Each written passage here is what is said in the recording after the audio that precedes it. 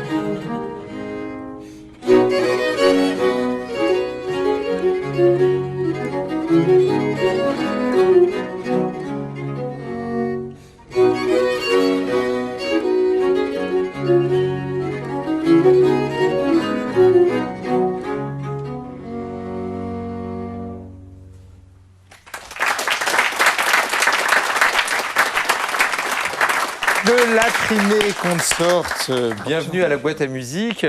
Alors, vous êtes là pour représenter glorieusement le XVIIe siècle chez les Anglais. D'ailleurs, vous vous appelez consort. Qu'est-ce que c'est qu'un consort? Un consort, c'est un ensemble d'instrumentistes qui jouent le même instrument, mais dans des tessitures différentes, bien évidemment. C'est la famille des viols de gambe. Des viols de gambe, ce n'est pas les viols de bras, c'est les viols de gambe. Oh. Elles se tiennent tous entre les jambes. Alors, de l'aigu jusqu'au grave, on a le par-dessus de viol, le dessus, Sylvia, la taille, c'est-à-dire l'équivalent du ténor, la basse, la viole de gambe basse, et Marie, le violone. Le violone, qui est un peu entre le violoncelle et la contrebasse. Et alors, ça a été une grande pratique dans le XVIIe siècle en Angleterre que ces ensembles de viols.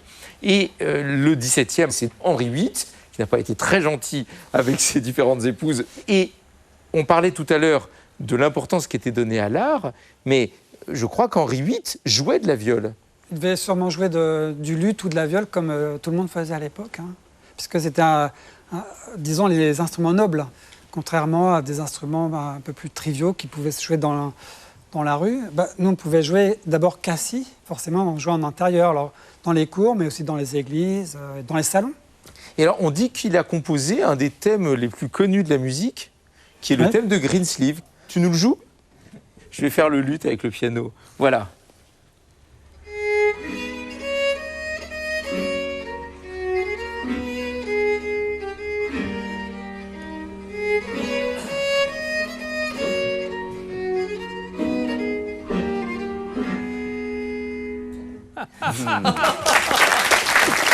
Voilà.